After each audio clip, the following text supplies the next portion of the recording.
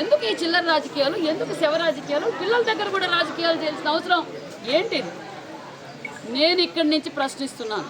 నేను రాజకీయాలు మాట్లాడదలుచుకోను, కానీ ఇందాక రాజకీయాలు మాట్లాడారు కాబట్టి ఇక్కడ పేరెంట్స్కి, ఇక్కడ ఉన్న వారికి ప్రభుత్వం ఏం చేస్తుందో తెలపవలసిన బాధ్యత నాకుంది కాబట్టి నేను తెలియజేస్తున్నాం.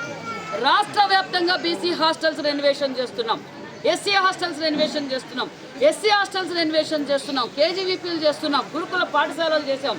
మరి గత సంవత్సరం 5 సంవత్సరాలు గాలికి వదిలేశారు. కనీసం ఏ ఎమ్మెల్యేలు, ఏ మంత్రులు హాస్టల్ దృష్టికి కూడా వెళ్ళలేదు, హాస్టల్ పరిశీలనలకు కూడా వెళ్ళలేదనే విషయం మనకు తెలుసు. కనీసం బల్బు పోతే బల్బు కూడా మార్చలేదు.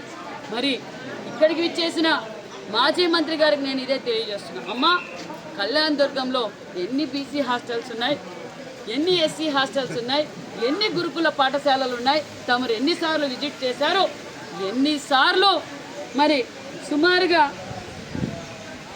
కళ్యాణ్ దుర్గంలో 7 బీసీ హాస్టల్స్ ఉన్నాయి, 8 ఎస్టీ హాస్టల్స్ ఉన్నాయి, ట్రైబల్ హాస్టల్ ఒకటి ఉంది, అదేవిధంగా ఎంజేపీ గురుకుల పాఠశాల ఉంది. ఎన్నిసార్లు వెళ్ళావు తల్లి?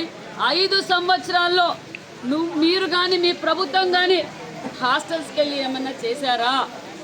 ఈరోజు ఇక్కడ మీ ముఖ్యమంత్రికి, మీ నాయకుడు జగన్మోహన్ రెడ్డి గారికి శవ రాజకీయాలు చేయడం అలవాటే, మీకు కూడా ఇలా చిల్లర రాజకీయాలు చేయడం అలవాటే. ఎందుకు తల్లి ఇలా మాట్లాడుతున్నావు?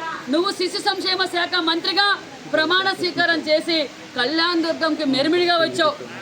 మెరిమిడిగా వచ్చినప్పుడు దళిత బిడ్డ, 5 సంవత్సరాల దళిత బిడ్డ చనిపోతే గాలి కొదిలేసి అంబులెన్స్లో, పోలీసులు అంబులెన్స్లో తీసుకుపోతుంటే అంబులెన్స్కి సైడ్ ఇమ్మన్నా కూడా ఇవ్వకపోతే ఆ బిడ్డ చనిపోయింది. మొన్నటి రోజు మీ ముఖ్యమంత్రి మీ కాన్వాయ్లో, మీ కారు కింద దళిత బిడ్డ చెడిపోతే, దళిత వ్యక్తి చనిపోతే ఈడ్చి పక్కన పడేశారు. ఇలా శవ రాజకీయాలు చేయటం కాదు.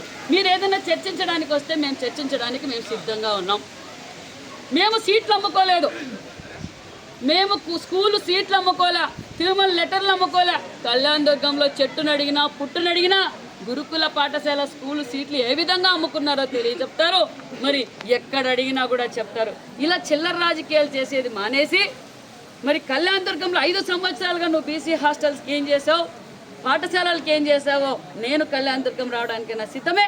నేను 1 ఇయర్లో మా రాష్ట్రంలో ఉన్న హాస్టల్స్ కావచ్చు, బీసీ బిడ్డలకు కావచ్చు, ఎస్సీ బిడ్డలకు కావచ్చు, ఎస్టీ బిడ్డలకు కావచ్చు, ఎక్కడ ఎంజేపీ స్కూల్స్, వెల్ఫేర్ స్కూల్స్ అన్నిటికీ మేమేం చేసామో చర్చించడానికి మేము సిద్ధంగా ఉన్నామన్న విషయం కూడా తెలియజేస్తున్నాం. మా బాధ్యత ఇది, మళ్ళీ రిపీట్ కాకుండా చూసుకోవాల్సిన బాధ్యత మా బాధ్యత ఉంది. గత 5 సంవత్సరాల్లో ఇలాంటి ఇన్సిడెంట్స్ ఎన్ని జరిగాయో ఇదే స్కూల్లో కూడా శంకర్ నారాయణ గారు ఇక్కడ మంత్రిగా ఉన్నప్పుడు ఈ స్కూల్లో కూడా 2 సార్లు జరిగింది. నార్పల్లో జరిగింది, కదిర్లో జరిగింది. మరి ఏదన్నా సూచనలు ఇలాంటి జరగకుండా జాగ్రత్త పడే విధంగా చెప్పు. అంతేగాని ఇలా శవ రాజకీయాలు, చిల్లర రాజకీయాలు చేస్తే భయపడే ప్రసక్తే లేదు. ప్రజలందరికీ అర్థమైంది సవితమ్మ అంటే ఏంటో, చంద్రబాబు నాయుడు గారు అంటే ఏంటో, పవన్ కళ్యాణ్ గారు అంటే ఏంటో ప్రజలకు అందరికీ అర్థమైందన్న విషయాన్ని కూడా మీకు తెలియజేస్తుంది.